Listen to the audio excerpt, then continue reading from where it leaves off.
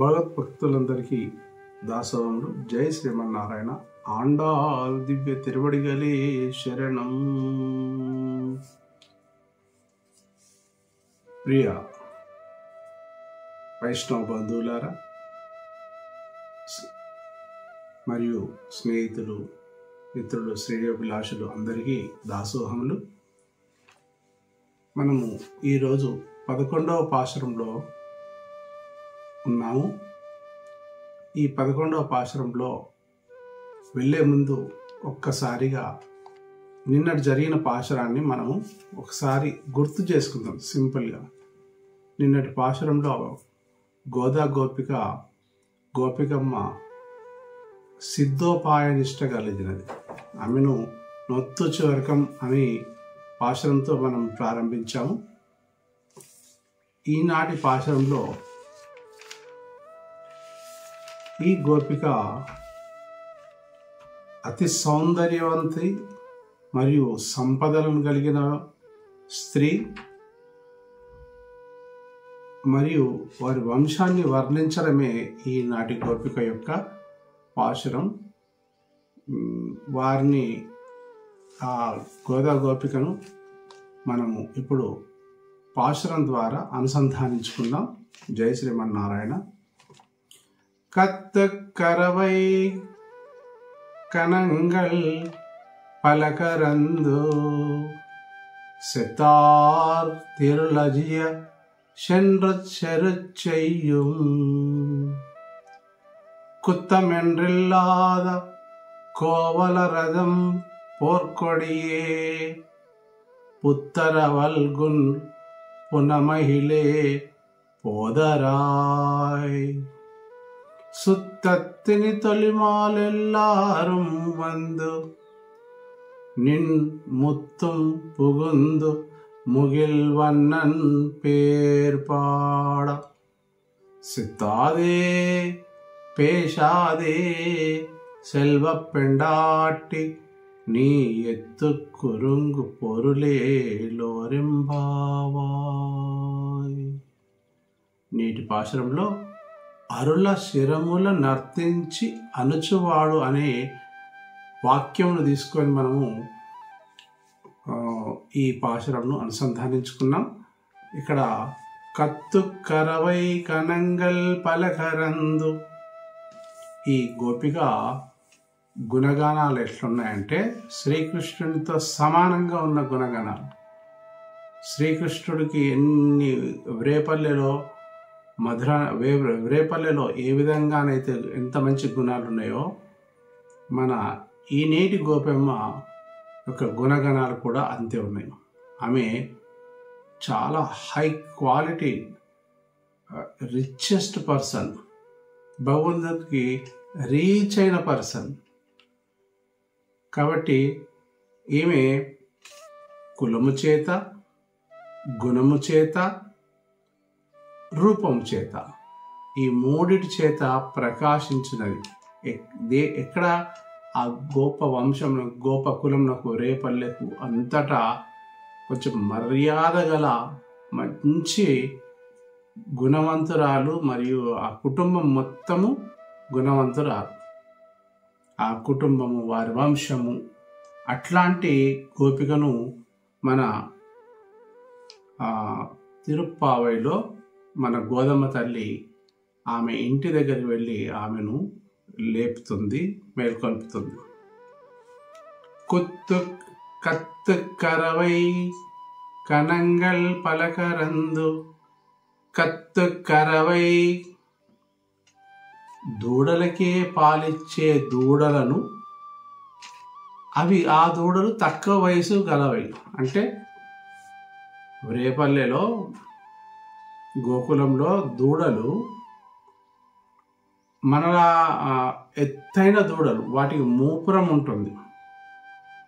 ఎత్తైన దూడలు మూపురం ఉంటుంది. మన దగ్గర ఉన్న దూడలు, ఆవులు అలా ఉండవు, ఫేస్గా ఉంటుంది. కానీ ఈ దూడలు, పెద్ద ఆవులు పెద్దగా ఉన్నవి, దూడల్లాగా కనిపిస్తున్నాయి.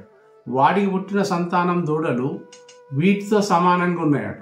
అంటే దూడలకే దూడలు పాలిచ్చు కత్తుకరవై, అట్లాంటి పాలిచ్చు. కనంగల్ గుంపులు గుంపులుగా ఉన్నాయి, గుంపులు గుంపులుగా ఆవుల మంద గుంపులు గుంపులుగా ఉన్న సంపద, గో సంపద. ఆనాటి ద్వాపర యుగంలో ఆవులు, గో సంపద, గేదెల సంపద, పంటల సంపదను చూసే వాళ్ళు గొప్పవారు, గొప్పింటి వారు అని. ఎక్కువ మంద ఎవరింట్లో ఉంటుందో వాళ్ళు గొప్పవారు. ఈ రోజుల్లో డబ్బు ఎక్కువగా ఎవరింట్లో ఉంటే వారు గొప్పవారు, కానీ ఆ రోజుల్లో ధన సంపద ఎవరింట్లో ఎక్కువగా ఉంటే వాళ్ళు గొప్ప ధనవంతులు. కనంగల్ గుంపులు గుంపులుగా లెక్క పెట్టరానన్ని ఆవుల మంద ఉందట. ఆ ఆవుల మందలు ఎట్లున్నాయి? కత్తు కరవై అంటే ఎత్తుగా, దూడలకే పాలిచ్చు తక్కువ వయసు గల దూడలు, ఆవులు. అట్లాంటి కనంగల్ ఆ ఆవులు గుంపులు గుంపులుగా ఉన్నాయి. పలకరందు మరి ఆవులను అవి మేసి వచ్చిన తర్వాత, ఆవులకు దూడలకు పాలిచ్చిన తర్వాత పాలైతే పితకాలి కదా. పలకరందు మంచి భుజబలం కలిగిన వారు, మంచి కండల సౌందర్యం, కండలు నిండుగా ఉన్నవారు. అట్లాంటి వారు ఆ పాలను పిదగడానికి, పలకరందు పాలు పిదికేవారు. మనలాంటి గోవులు, మనలాంటి గేదెలు పాలు పితకడం కొన్ని సందర్భాల్లో పెద్ద గేదెలైతే పిండడం చాలా కష్టం. కానీ పాలు పిండడం కూడా ఒక కళనేనండి. దూడలకు పాలు వదలాలి, ఆ తర్వాత కొంచెం తాగిన తర్వాత ఆ దూడను పక్కకు కట్టేసి మళ్ళీ పాలు పిండుకోవాలి. పాలు పిండుకున్న తర్వాత మళ్ళీ కొన్ని పాలు ఆ 4 పొదుగులు 4 క్షీరధారల్లో ఒక పొదుగును దానికి దాగించాలి, మిగతా 2 పొదుగులు పిండాలి, మళ్ళీ ఇంకో పొదుగులో క్షీరధారను ఆ దూడకు వదిలిపెట్టాలి. అది నియమం. లేకపోతే అన్నీ కొంచెం సేపు దాగనిచ్చేసి అన్ని నెట్టేసి మొత్తం వచ్చే వరకు పిండుకుంటున్నాయని తెలిస్తే ఆవులు ఎంత పాలు ఇవ్వాలో అంతే ఇస్తాయి. అంటే తెలిసిపోతుంది, నా బిడ్డకు పాలించుకుంటా మొత్తం పిండుకుంటావని. కానీ ఈ గొప్ప వంశంలో వీళ్ళు పుట్టిన ఈ పాలు పితికేవారు బలురాడ్యులు. అంటే క్షీరములు పిండే, ఆ పాలధారలు పిండే క్షీరములు బలంగా ఉంటాయి. పిండడంలో బలం కావాలి. మరి మామూలు బక్కపలచని ఉన్నవారు ఆ గేదె దగ్గర ఒక పొదుగును కూడా పిండలేని పరిస్థితి. అట్లా బలం కలిగిన పలకరందు. మరి పాలు పిండడంలోనే నేర్పర్లు కాదు వీళ్ళు. ఈ గోపిక వాళ్ళ కాందాన్ అంటారు, వాళ్ళ వంశం వాళ్ళు పాలు పిండడంలో కాదు. సెత్తార్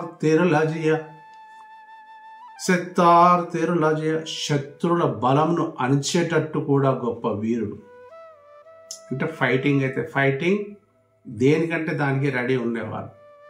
అట్లాంటి ఇంట్లో పుట్టిన గొప్ప స్త్రీ.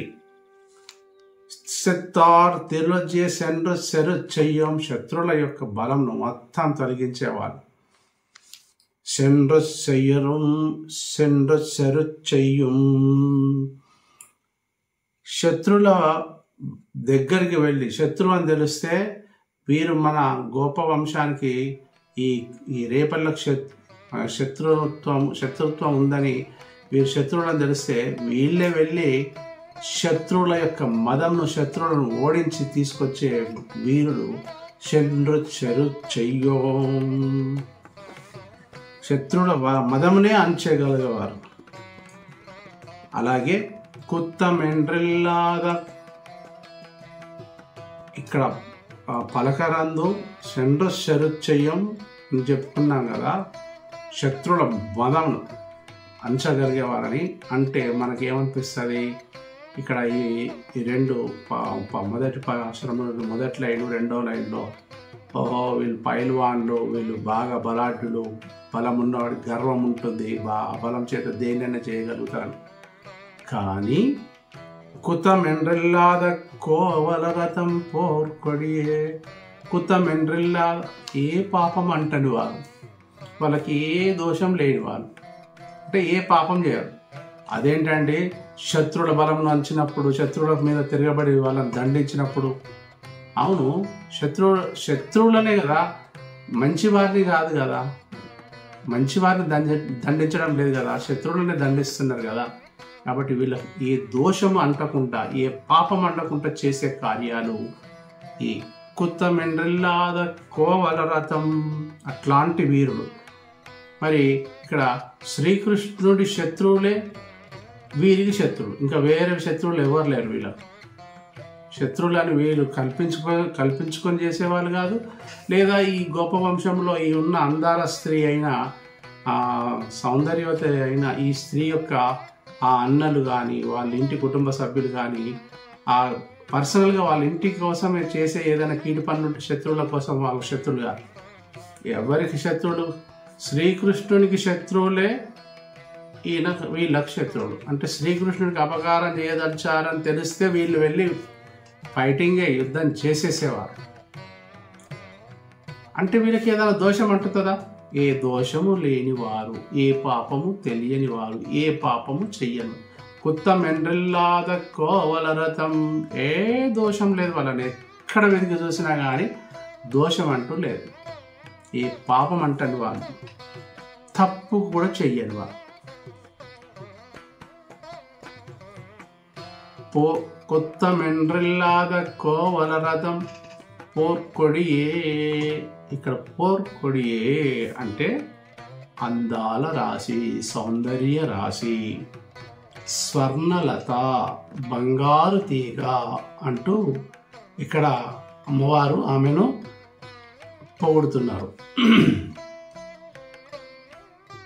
పోర్కొడియే స్వర్ణ తీగ, బంగారు తీగ. బంగారు తీగ ఎక్కడి నుండి బంగారు తీగ ఉంటే top to bottom, bottom to top, కింది నుండి పైకి, పై నుండి కింది దాకా ఒకటే లాగా ఉంటుంది. ఆ తీగ ఇలా వంచితే వంగుతుంది, ఎలా చేస్తే అలా వంగుతుంది.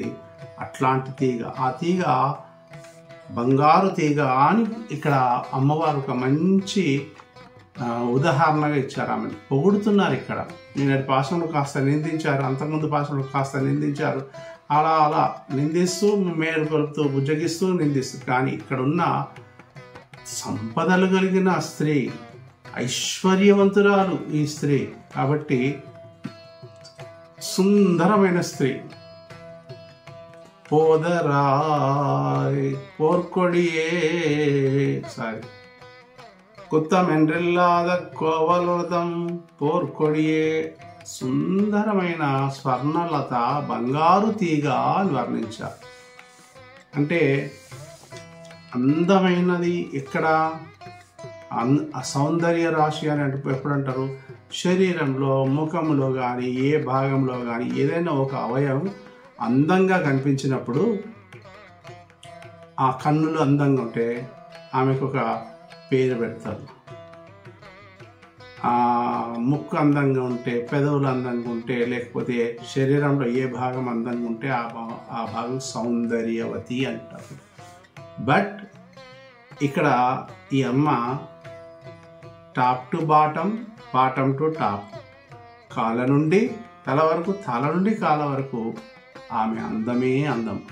అట్లాంటి స్త్రీని ఏమంటారు? లావణ్య అంటారు. లావణ్యం కలిగినది. సౌందర్యం అందరికీ ఉంటుంది. ఏదో ఒక రూపంలో, ఏదో ఒక భాగంలో, ఏదో ఎక్కడనో అందం ఉంటుంది, ఎక్కడో ఏదో ఒక లోపం ఉంటుంది. కానీ ఇక్కడ ఈమె ఎక్కడ వెతికి చూసిన ఆ సౌందర్యంలో ఈమె తక్కువ లేదు. అంటే లావణ్యం, పూర్తి లావణ్యం కలిగిన సౌందర్యవతి. అట్లాంటి ఈ స్త్రీని పోర్కొడియే అని ఇక్కడ వరకు పొగిడారు. ఇక ఆమె పడుకున్న విధానము, ఆమె ఏ విధంగా పడుకుంది అనేది ఇప్పుడు దాని కింద లైన్లో చూద్దాం. ఉత్తర వల్గుల్ పునమైలే, ఉత్తర వల్గుల్.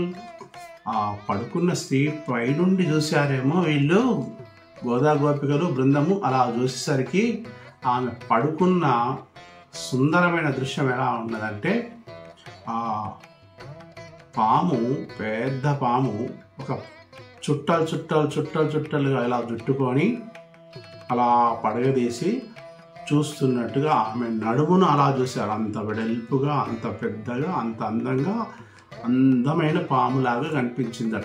పాము ఏంటండి అందంగా ఉంటుందా? పాము అంటే అందరికీ ఒళ్ళు జల్లుమంటుంది. కానీ ఇక్కడ అందమైన పాము నడుము లాంటి దానా అని పొగిడారు. అంటే స్త్రీ అలా అందాన్ని పొగిడారు. పుత్తరవల్ గుణ పూర్ణ మహిళే, పుట్టలోని పాము అలా చుట్టుకొని పడుకొని ఉన్నట్టుగా కనిపిస్తుంది. ఇక్కడ పుత్తరవల్ అంటే పుట్టలో ఉన్న పాము అంటే చుట్టలుగా మన శరీరంలో మూలాధార చక్రం నుంచి సహస్ర చక్రం వరకు మన 7 చక్రాలు ఎప్పుడూ ఉంటాయి. వాటిని మనం లేపాలి. లేపే ముందు ఇక్కడ మూలాధార చక్రాన్ని వర్ణించారు. పునమహిళే, ఆమె వెంట్రుకలు విరగూసుకొని అలా పడుకుంది. ఆ వెంట్రుకల అందంను అంటే ఇక్కడ నడుమును, ఆ పాదాలను, నడుమును అన్ని చూయించారు. ఇక్కడ వెంట్రుకలు అలా విరబూసుకొని పడుకుంటేనట నెమలి వనమయూరిలాగా కనిపిస్తుందట. ఆ ముక్కు కానీ, కళ్ళు కానీ, చెవులు కానీ, జడలు కానీ, ఆమె వేసుకున్న కంఠాభరణం కానీ, ఆమె పడుకున్న స్టైల్, చేతి పెట్టుకొని ఇలా పడుకున్న స్టైల్ చూస్తుంటే నెమలి వనమయూరిలాగా కనిపిస్తుంది. పునమహిళే, అలా అందంగా కనిపిస్తుంది. పునమహిళే అంటే ఇక్కడ ఈమె ధ్యాన స్థితి ఏ విధంగా ఉంది? యోగులకు ఉండే ఇది ఒక పెద్ద కసరత్తు. అంటే మూలాధార చక్రం పాములాగా వచ్చింది. దానిపైన మూలాధార చక్రం పైన స్వాధిష్టానం అయిన తర్వాత మణిపూరక చక్రం అయినాక అనాహత చక్రం, విశుద్ధ చక్రం, ఆజ్ఞా చక్రం, సహస్రం. ఇది 1000 కమలాలతో వికసిస్తుంటుంది. అంటే ఈమె ధ్యానం కింద నుండి స్టార్ట్ అవుతుంది. ఈ చక్రంను కదిపితే, మూలాధార చక్రంను కదిపితే నెమల్లాగా, వనమయూర్లాగా, నెమల్లాగా అక్కడ అంటే ఆమె ఆ యోగులకే సాధ్యం. యోగ సాధనలో, హఠయోగంలో చేసే యోగ సాధనలో ఆమె కింది నుండి పైకి, పై నుండి కిందికి, కింది నుండి పైకి. ఏం యోగ సాధన చేస్తుంది? శ్రీకృష్ణునికి ఎంత మర్యాద ఉందో నాకంత మర్యాద ఉంది. నాకెంత మర్యాద ఉందో ఈ లోకంలో ఆయనకంత మర్యాద ఉంది. కాబట్టి బోత్ ఆర్ ఈక్వల్, మేమిద్దరం సమానం అని ఒక అహంకారం అనకూడదు. ఇక్కడ ఆ స్థితిలో ఉంది. నాకేం తక్కువ, నా కృష్ణుడు నా దగ్గర ఉంటాడు, నేను ఎట్లుంటే ఆయన అట్లుంటాడు, ఆయన ఎట్లుంటాడు నేను అట్లుంటా అని ధ్యాన నిద్రలో, పరకాష్ట నిద్రలో ఆమె పడుకొని ధ్యానంలో ఉంది. అందుకే చెప్పుకున్న 9, 10, 11, 12 వీళ్ళందరూ గోపికలందరూ ధ్యాన స్థితిలో ఉంటారు. గుణ పున మహిళే పోదరాయ్, రావమ్మ తల్లి పోదరాయ్, నీ వెంట మేము నడుస్తాం. అంటే నువ్వు ముందటుంటే నీ వెనకాల మేము నడుస్తాం. మాకేం తెలియదు, ఎలా శ్రీకృష్ణుడు చేరాలనో తెలియదు. కొంచెం నువ్వు గైడ్గా ఉండి మా ముందట అలా కాదురా, ఇలా పోదాం, రండి అని చెప్పేసి ఇంత బృందాన్ని నేను తీసుకొని వస్తే నువ్వు మాకు టీం లీడర్గా ఉండి నువ్వు ముందు నడిపిస్తావు. పోదరాయ్, రావమ్మ లోపల నుండి బయటకు రా. నీ అందాన్ని చూస్తుంటే ఇంకా ఇంకా ఇంకా ఇంకా చూడాలనిపిస్తుంది. నువ్వు పడుకున్న విధానం చూస్తుంటే, నిద్రలో పడుకున్న విధానం చూస్తుంటే ఇంకా ఇంకా చూడాలనిపిస్తుంది. అప్పుడే పాములాగా కనిపిస్తుంది, అప్పుడే వనమయూర్లాగా కనిపిస్తుంది. అలా ఒక పక్క తిరిగి చూస్తే అదొక అందం, ఇలా ఒక పక్క తిరిగి చూస్తే ఇదొక అందం. ఎంత అందాల రాశివమ్మ నువ్వు. కానీ నీ లోపల కృష్ణతత్వం బాగా నిండి ఉన్నది. అందముందని అహంకారం లేదమ్మా నీకు. నీవు కృష్ణ పరమాత్మని చేరడానికి నువ్వు ఒక యోగ సాధన చేస్తున్నావు. ఆ యోగ సాధనలో నీ అందము ఇంత చాలా పెరిగిపోతుందమ్మా. పోదరాయ్, ఇంత అందమైన దాన్ని నువ్వు మా బృందంలో లేకపోతే ఎలా? పోదరాయ్ రావమ్మా, సుత్తత్తుని తొలి మాలెల్లారం, సుత్తత్తుని తొలి మాలెల్లారం, వందు వందు వందు సుత్తత్తుని నీ చుట్టవులు బంధువులు మేము అందరం నీ వాకిట్లో నీ ఇంటి ముందట వచ్చి నిలిచాం. ఎందుకోసమో తెలుసా? అందరూ చుట్టాలు బంధువులు సోదరులు అందరూ మిగతా బృందం అందరం కష్టపడ్డాం. మిగతా పరిపూర్ణులైన గోపికలు కూడా వాళ్ళని కూడా నిద్ర లేపుకొని అందరినీ తీసుకొని వచ్చినాము. నువ్వు మాత్రం ఐశ్వర్యవంతురాలివి, నువ్వు సౌందర్యవతివి, అందానికే అందము. నీ అందమును చూసి శ్రీకృష్ణుడు నిన్ను మోహించిండేమో, లేదా కృష్ణుడిని అందం చూసి నువ్వు మోహించినవేమో. మీరిద్దరు ఈక్వల్గా కనిపిస్తున్నారు. కాబట్టి మీరు రావమ్మా పోదరాయ్, లోపల నుండి బయటకు రా అంటూ చుట్టూ చెలికెత్తలందరూ వచ్చారు. సుత్తత్తుని తెలి మాలెల్లారం వందు, చుట్టూ నీ ఇంటి చుట్టూరుగా గుంపులుగా బంధువులు చుట్టాలు అందరూ లేపండి లేపండి, ఆమె లేవాలి లేవాలి, ఇంకా లేవాలి, సమయం మించిపోతుంది, రండి తెల్లారిపోతుంది. తెల్లవారిపోయక ముందే మన కృష్ణుడు రమ్మన్నాడు కదా, లేపండి అని వాళ్ళు అంటున్నారు. లేపే ప్రయత్నం చేద్దాం అంటున్నారు కొందరు. ఆమె లేస్తుందో లేవదో అంటున్నారు కొందరు. ఆమె అందంతోనే అందంను మురిసిపోయి, అందంలో ఉన్నానని మురిసిపోయి నిద్రలో గాఢ నిద్రలో ఉందని కొందరు అంటున్నారు. కానీ మన అండాల తల్లి అలా కాదు. పోదరాయ్ రా, లోపల నుండి బయటకు రావమ్మా, వందు నిన్ ముత్తుంపుగుందు నీ ఇంటి వాకిట ముందట నిలిచాం. ఎందుకు నిలిచామో తెలుసా? ముత్తుంపుగుందు మేమందరం గ్యాంగ్ అందరం వచ్చి ముందు నిలిచాము. ఎందుకు నిలిచాం? ముగిల్ నల్లటి కారుమేఘ నీలమేఘ శ్యాముడైన సుందరాకారుడైన అందానికి అందమైన వర్ణించడానికి శక్యం కాని ఆ శ్రీకృష్ణుడు వన్నన్ అనొచ్చు, కన్నన్ అనొచ్చు. ఆ శ్రీకృష్ణుడి పేరు ఆయన పేరును పాడుతున్నాం, ఆయన నామాలని గానం చేస్తున్నాం. పేరు పాడా సితాదే పుల్కవు, పేషాదే పలకనే పలకవు, సిత్తాదే పేషాదే ఉలుకులేదు పలుకులేదు. సెల్వ పెండాటి ఓ సంపన్నురాలా, ఏం నీ ఐశ్వర్యంలో ఏమైనా పొగరొచ్చిందా, మదం వచ్చిందా? నా అంత గొప్ప ధనవంతులు లేరు ఈ రేపల్లిలో, ఇంతమందిలో నేనే ధనవంతురాలిని, నాకే అందం ఉన్నది. కాస్త అందంగా ఉన్న వాళ్ళకి కాస్త కొంచెం ఉంటుందండి. ఏ స్త్రీలకైనా కొంచెం అబ్బా నా అందాన్ని పొగడాలి, నేను వేసుకున్న ఆభరణాలను చూసి పొగడాలి, నువ్వు చాలా బాగున్నావు, నీ జడ బాగుంది, ఇట్లా పొగుడుతుంటే అలా అవునులే అని అన్నట్టు. సిత్తాదే ఉల్కమేంది, ఇంత అరుస్తున్నాం, మీ ఇంటి వంశాన్ని గ్రేట్గా చెప్తున్నాం, మీ ఆవుల గుంపుల మందను కూడా గ్రేట్గా చెప్తున్నాం, మీ ఇంటి వాళ్ళ బల పరాక్రమాలని చెప్తున్నాం. ఏ పాపము ఏ దోషం అంటని వాళ్ళ గురించి కూడా మేము చెప్తున్నామే. మీకు ఏ దోషం లేదమ్మా, ఏ తప్పు చేయలేదు. నువ్వు స్టిల్ నువ్వు పుట్టినప్పటి నుండి ఇప్పటి వరకు కూడా ఏ తప్పు అంటే చేయలేదు. మీ ఇంట్లో అందరూ చాలా స్ట్రిక్ట్ కర్మనిష్టంగా చేసేవారు. వాళ్ళు శ్రద్ధాశక్తులతో ఏ పని ఏది చేయాలన్నా శుభ్రంగా వాళ్ళు దగ్గర పెట్టుకొని చేసేవారు. అట్లాంటి ఇంట్లో పుట్టిన స్త్రీలు కాబట్టి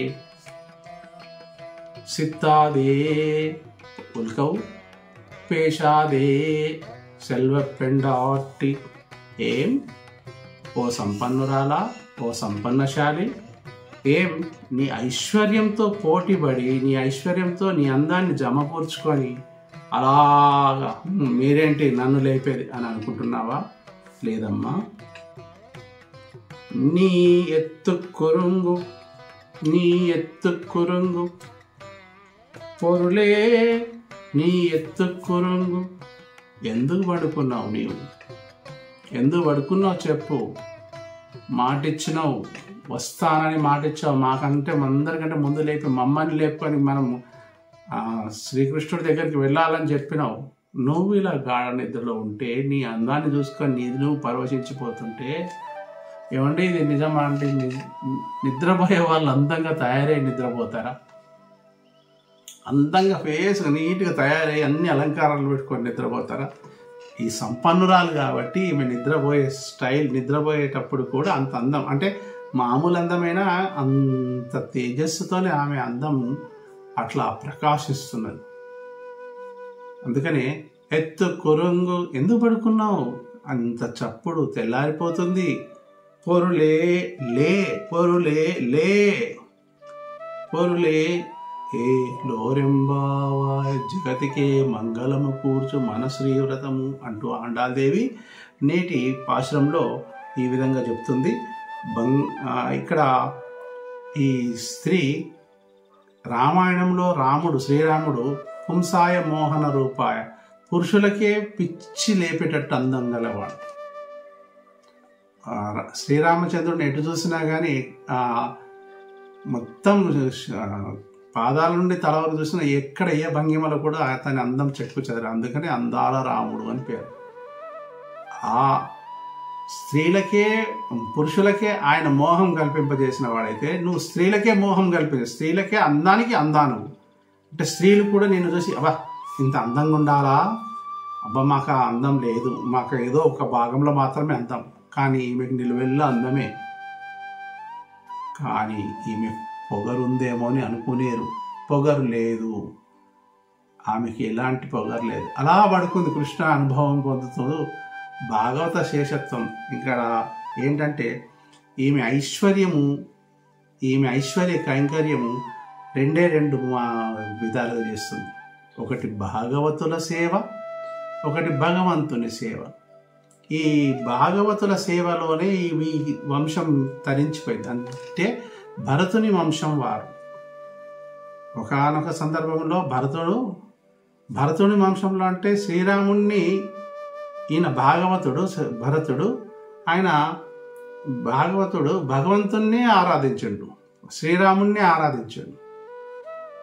భగవత్ సేవలో పునీతమైన వాళ్ళు లక్ష్మణుడు ఆ భగవంతుని సేవలోనే నిమగ్నమై, అంటే రాముడి దగ్గరనే ఉండి పనిచేసిన వాడు భగవత్ సేవ. కానీ ఈ స్త్రీ భాగవత సేవ యాజ్ వెల్ యాజ్ భగవంతుని సేవలో రెండిట్లో నిమగ్నమైంది. అంటే భాగవత సమాశ్రయణం చేస్తుంది, భాగవతుల ఆశ్రయణం పొందింది, భగవంతుని ఆశ్రయణం పొందింది. అంటే ఆ భాగవతులు లేనిది భగవంతుడు లేడు. భగవంతుని పూజించాలంటే భాగవతులను ఆశ్రయిస్తే భగవంతుని దర్శనం జరుగుతుందన్న గాఢంగా విశ్వాసంగా నమ్మిన స్త్రీ ఈ నేటి గొప్ప వనిత. కాబట్టి ఇట్లాంటి స్త్రీ ఈమె కైంకర్యం అంతా భాగవతుల సేవ కోసమే అని నిర్ధారించడం జరిగింది.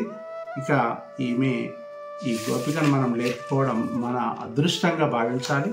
మరి నేటి పాశురంలో ఆల్వార్గా మీ ముందు పరిచయం చేయడానికి తిరుమంగై ఆల్వార్, వీరికి 4 పేర్లు ఉన్నాయండి. తిరుమంగై ఆల్వార్ అన్న, పరకాలుడన్న, కలివైరన్న, నీలుడన్న ఒకటే.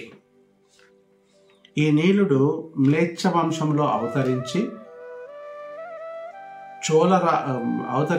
చాలా వీరుడు కాబట్టి అక్కడున్న చోళరాజు ఈయన ధైర్య సాహసాలకు మెచ్చి ఈయన కొన్ని గ్రామాలు దత్తత ఇచ్చి ఆ గ్రామాల నుంచి కప్పం వసూలు చేసుకొని రా అని చెప్పేసి అతన్ని నియమిస్తాడు. సరే, వీరుడు కాబట్టి ఆ గ్రామాలను పరిపాలిస్తాడు. సామంతరాజుగా ఆ చోళరాజు చక్రవర్తి ఉంటాడు. ఒకనాడు ఈయన ఒక అందమైన స్త్రీని చూస్తాడు. ఆ అందమైన స్త్రీ పేరు కుముదవల్లి. ఆ కుముదవల్లి అందమైన స్త్రీని చూసి పెళ్ళాడదచ్చి నేను నిన్ను పెళ్ళాడాలనుకుంటున్నా అని తన ప్రపోజల్ ఆమె ముందు పెడతాడు. పెట్టేసరికి ఆమె ఏమంటది, ఓకే నేను నిన్ను పెళ్లి చేసుకోవడానికి సిద్ధంగా ఉన్నా, నువ్వు కూడా అందగాడివే, రైట్, బట్ 2 కండిషన్స్ నేను పెడుతున్నా. ఆ కండిషన్స్ నువ్వు ఫాలో అయ్యి యాక్సెప్ట్ అయ్యి వాటిని నువ్వు ఆచరిస్తే అది ఒక 1 year వరకు నేను గమనిస్తా అంటే ఏంటో చెప్పు అని ఆత్రంగా అడిగాడు. ఏం చెప్పింది? ఒకటి, నేను కనిపించినప్పుడల్లా నువ్వు ఆచార్యులకు సమాశ్రయం చేస్తూ ఉండాలి, ఆచార్యులతోనే గడుపుతుండాలి, ఆచార్యుల సేవ చేస్తుండాలి. ఏంటి, నీలుడు ఒక రాజు, ఆయన ఆచార్యులకు సేవ చేస్తూనే ఉండాలి. అంటే ఇక తన రాజ్యం మీద మమకారం లేకుండా, ఏమో రాజులకు కాస్త కొంచెం అన్ని సంపదలు కలగానే అహంకారం వస్తుంది. ఎవరక్కడ వారి తల నరికించండి, శిరచ్ఛేదం గావించండి, అట్లాంటిది వస్తుంది. ఈ కుముదవల్లి ఆయన సెటరేట్ చేస్తున్నది. మెల్లిగా భాగవత గోష్ఠిలో నుంచి దింపుతుంది. రెండో కండిషన్ ఏంటి అని అడుగుతాడు. ప్రతిరోజు 108 మందికి సమారాధన, వారికి కూర్చోబెట్టి వారికి అన్ని ఉపచారాలు చేసి 108 మంది, 1008, 108 మంది, 1008 మందికి సమారాధన చేయమని చెప్పింది.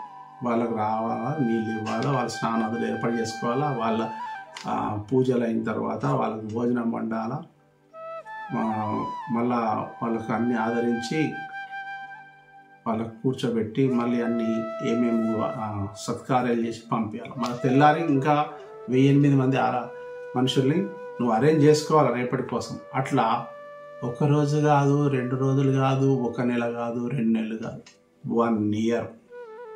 ఆ అబ్జర్వేషన్లో నువ్వు సక్సెస్ అయితే నేను నిన్ను పెళ్ళాడతా, ఓకే అని చెప్పేసి ఈయన ఛాలెంజ్ తీసుకొని ఆ రాజ్యము అవన్నీ వదిలేసి ఈ రెండింటిని బాగా పట్టుకున్నాడు.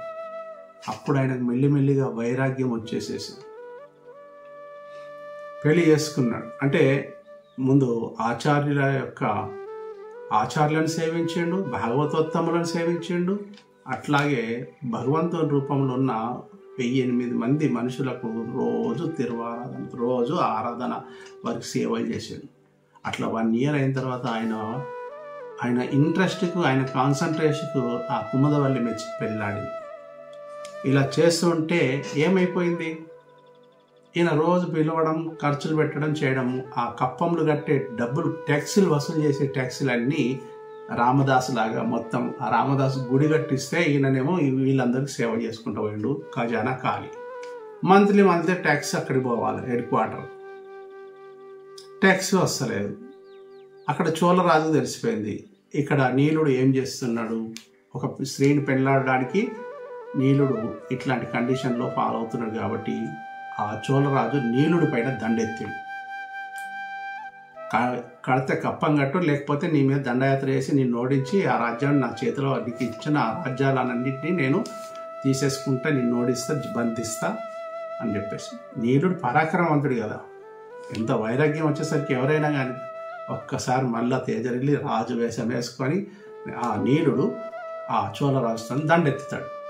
దండయాత్ర చేసి ఆ చోళరాజు యుద్ధంలో ఘోరంగా ఓడించేసేసి అతన్ని ఓడించేసిన తర్వాత పో నీ రాజ్యం నువ్వు పో, ఇంకా నీకు కప్పం కట్టేది లేదు, ఏం కట్టేది లేదని కొన్ని రోజులు అలా కూర్చుంటాడు. ఎందుకో మళ్ళీ ఈ నీలుడికి ఒక ఆలోచన వస్తుంది, అరే నేను ప్రజలు కట్టే కప్పంతో నేను ఇంతమందికి సేవ చేసిన, రాజును అవమానించిన, తప్పు అని తెలుసుకొని అతడు ఎక్కడంటే ఒక నది తీరం దగ్గర అతడు వేగవతి నది అనే తీరం దగ్గర తపస్సు చేయగా పరమాత్ముడు ప్రత్యక్షమై, నాయనా నువ్వు చేసే మంచి పనికి డబ్బులు సరిపోక నువ్వు అట్లా చేసినావు, సరే నీకు ఒక చోట గుప్త నిధి ఉన్నది, ఆ గుప్త నిధిని తీసుకొని వచ్చి ఆ రాజు కట్టేసే, తర్వాత దాంట్లో మిగిలిన దాంతో నువ్వు సేవ చేసుకుంటూ కాలం గడించు. అందుకనే అతనికి ఆ రాజును ఓడించిన దానికి పరకాలుడు అనే బిరుదు వచ్చింది. తర్వాత ఆ తపస్సు ద్వారా, గుప్త నిధి ద్వారా రాజు కప్పం కట్టేసేసి తర్వాత రాజ్యం నేర్చుకోమని చోళరాజు అంటే నాకేం అక్కర్లేదు, ఏది అక్కర్లేదు అని వైరాగ్యంతో ఆయన సన్యాసాశ్రమం స్వీకరించేసిండు. ఆ రాజ్యాన్ని వదిలిపెట్టేసిండు, అన్నిటినీ వదిలిపెట్టేసి ఇంకా అడవులలో ఉండేసరికి ఆయనకు ఒక ఆలోచన వచ్చింది. ఏంటి, భగవంతుణ్ణి నిందించేవారు ఆయన కూర్చున్న చోటు నుండి పోయే వాళ్ళు తిట్టుకుంటూ పోతున్నారు. కొందరు భాగవతోత్తములను హింసించే వారిని చూసిండు. డబ్బున్న వారు వాళ్ళ సొంత ఖర్చులకు ఖర్చు పెట్టుకునే వాళ్ళని చూసిండు. ఇక లాభం లేదు అని చెప్పేసి చోర వృత్తిలో దిగి వాళ్ళందరి దగ్గర నుండి డబ్బులు, బంగారం అన్నీ తీసుకోవడం.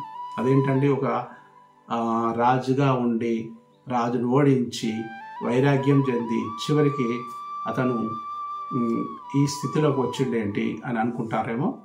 చోర వృత్తిలో దిగి ఆ డబ్బునంతా ఏం చేసిండో, ధనాన్ని అదంతా శ్రీరంగంలోని మంటప ఆలయ ప్రాకారాలను ఆ డబ్బుతోని కట్టించాడు. అంత మహానుభావుడు పరకాలు. కలివైరి అని బిరుదు వచ్చింది. కలియుగానికే వైరి అంటే ఎవరికి వైరి? డబ్బున్న వాళ్లకు, మదమున్న వాళ్లకు, భగవంతుని దేశించే వాళ్లకు, భాగవతోత్తములను నిందించే వారికి, హింస పెట్టే వారికి ఆయన సింహ స్వప్నం. అందుకనే కలివైరి అని. కాబట్టి ఇతను ప్రాకార మండపాలు నిర్మించాడు. అంతేకాదు, నమ్మల్ వారు రచించిన 4 వేదాలకు 6 వేదాంగ దివ్య ప్రబంధాలను రచించాడు. భగవంతుని సొత్తును దుర్వినియోగపరిచే వాటిని ఈయన శిక్షించి మరి ధనాన్ని భాగవతోత్తములకు మరియు భగవంతుని సేవకై వినియోగించిన మహనీయుడు ఈ తిరుమంగై ఆళ్వార్. వారిని మనం ఈరోజు ఈ పాశురంలో సేవించుకున్నాం. ధన్యులం, ధన్యోస్మి, ధన్యోస్మి. ఆండాల్ దివ్య తిరువడిగలే శరణం. మరి ఒక పాశురంలో, రేపటి 12వ పాశురంలో చాలా మధురమైన పాశురం, ఆ పాశురంలో మళ్ళీ కలుసుకుందాం. ధన్యవాదాలు.